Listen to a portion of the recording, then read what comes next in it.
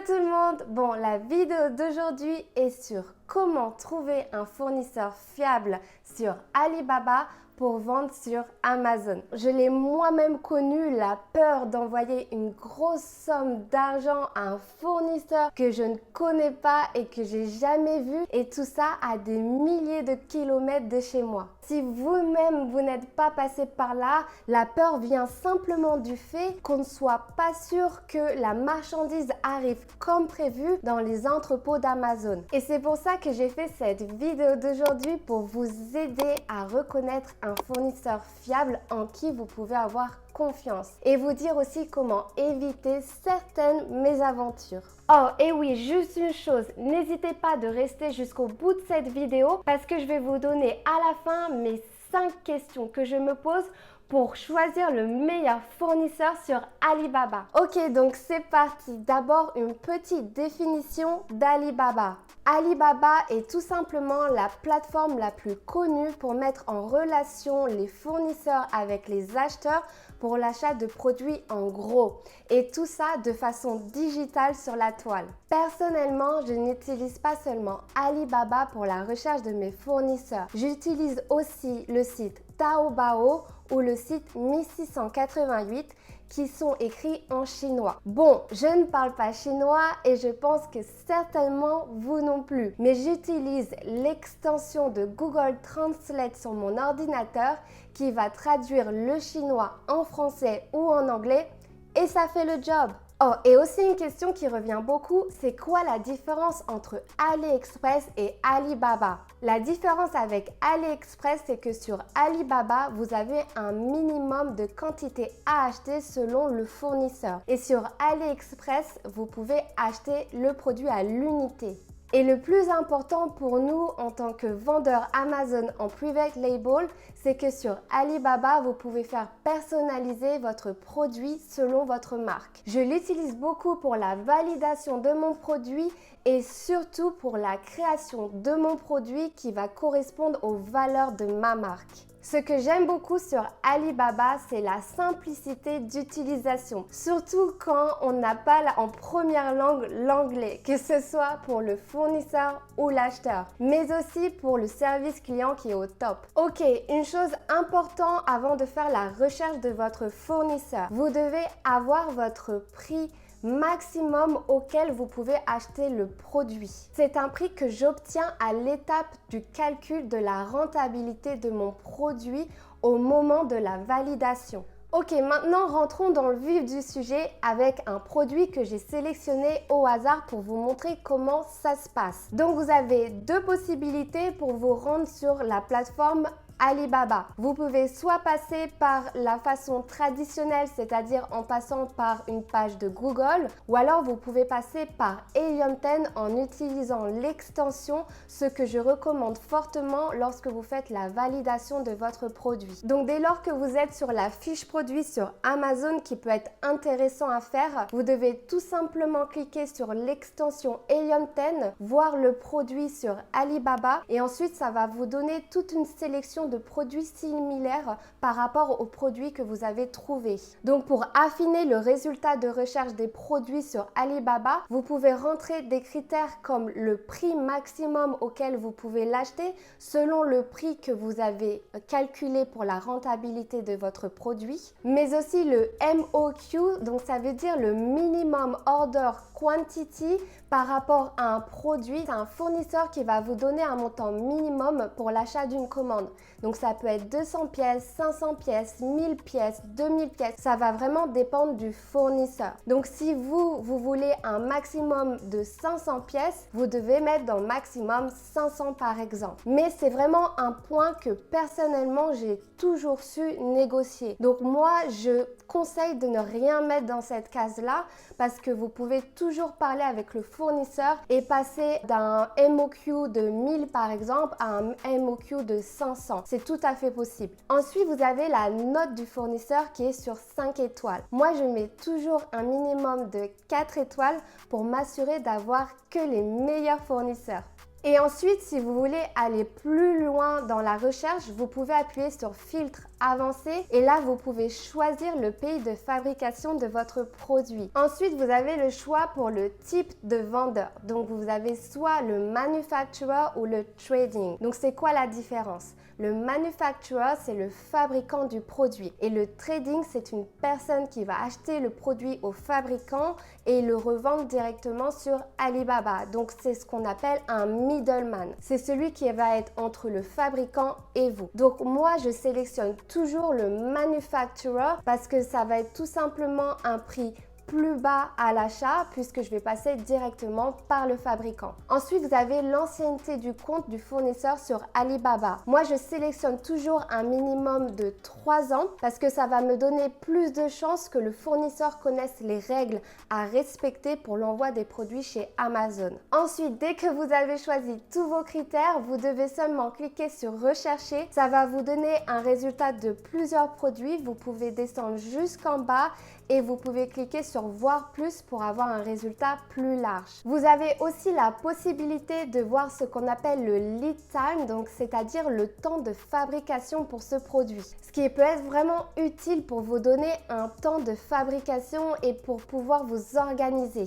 Après, vous avez ce qu'on appelle le trade insurance. Donc, c'est tout simplement une assurance entre vous et le fournisseur qui est faite par Alibaba. Donc, ça va se présenter par une petite couronne en or que vous allez voir sur la fiche produit. Maintenant, ce que vous devez chercher, c'est un produit qui est similaire au favori du client dans votre niche. Donc, qu'est-ce que je veux dire par là?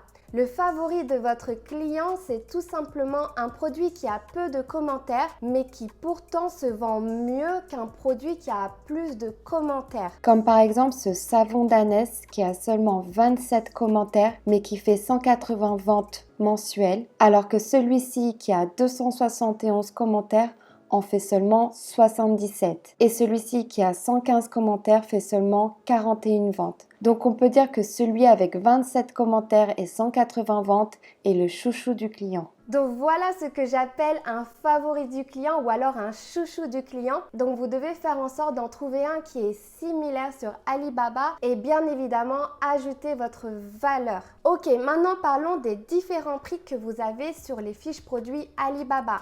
Donc vous pouvez avoir 2 prix ou alors 3 prix. Je vous donne un exemple. Donc par exemple 1,50 € et 1 €. Donc si vous commandez 200 pièces, ça va vous revenir à 1,50 € le produit. Et si vous commandez 500 pièces, ça va vous revenir à 1 € le produit. Donc le plus de quantité vous commandez, le moins cher le produit vous reviendra. Donc bien évidemment, le prix et le minimum de quantité à commander pour une commande va dépendre du fournisseur et de votre négociation avec celui-ci. Et enfin, vous pouvez voir la note du fabricant qui est sur 5 étoiles. Donc le plus d'étoiles il a, le plus le fabricant va être sérieux et fiable. Donc maintenant, ce que je fais, c'est que je recherche de 3 à 5 fournisseurs pour pouvoir les comparer entre eux et choisir tout simplement le meilleur. Donc maintenant, vous vous posez certainement la question, ok, mais comment je sais si c'est le meilleur? Mais avant de répondre à cette question, c'est le moment pour vous de cliquer sur j'aime parce que ça va m'aider avec l'algorithme de YouTube à présenter mes vidéos à plus de personnes. Mais en plus, je suis sûre que cette vidéo vous donne de la valeur, sinon vous ne serez pas resté jusqu'au bout. Donc maintenant, pour savoir qui est le meilleur fournisseur, ce que je fais tout d'abord, c'est que sur la fiche produit, je clique sur le nom du fournisseur. Ça va me donner plus d'informations et ça va pouvoir répondre aux questions suivantes. Est-ce que le fournisseur peut fabriquer la totalité de mes produits? Donc qu'est-ce que j'entends par là? Donc si votre idée de produit, c'est de devoir faire un bundle, de rassembler 2 produits qui sont complémentaires et de les vendre ensemble, c'est mieux d'avoir un seul fournisseur qui vous fabrique ces 2 ou 3 produits ensemble. Déjà d'une, ça va vous coûter moins cher à la fabrication et de 2, ça va être beaucoup plus simple au niveau de la communication. Est-ce que le fournisseur est spécialiste du produit de ma niche?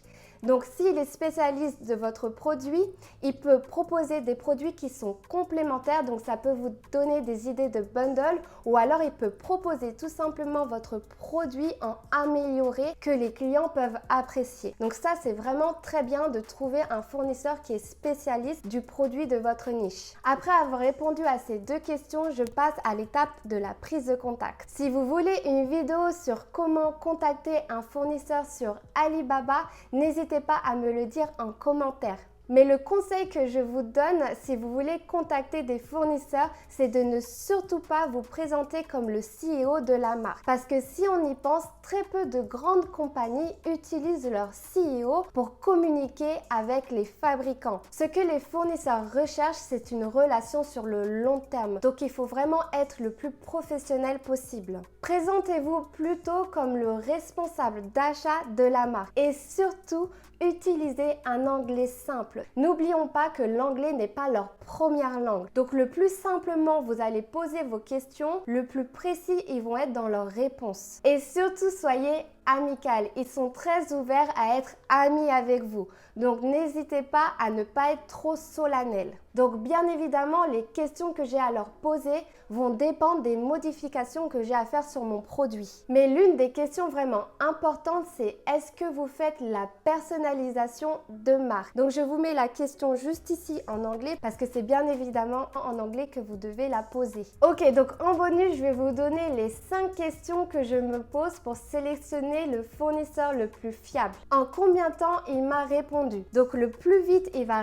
répondre à mon message, le plus d'importance il met dans mon business. Est-ce que la communication est claire et compréhensible? Ce que j'attends avec un fournisseur, c'est un échange simple et fluide. Et pour ça, il faut un minimum d'anglais. Une erreur de communication peut coûter très cher.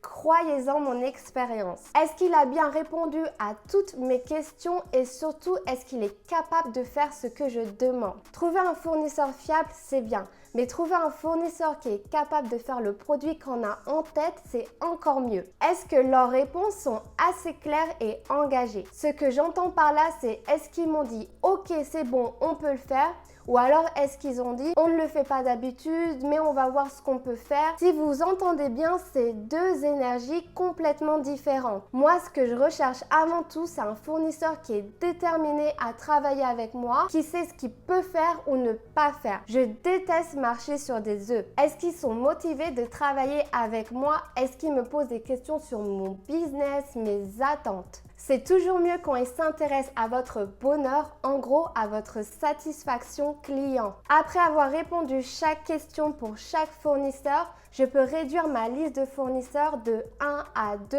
voire 3 fournisseurs maximum. Maintenant, dès que j'ai choisi mon fournisseur avec qui je veux faire mon produit, avant de passer la commande et de payer pour ma première marchandise, je fais mon listing sur Amazon. Pourquoi? Parce que je dois m'assurer que le produit est accepté à la vente par Amazon. Il se peut que ce soit refusé, on ne sait jamais.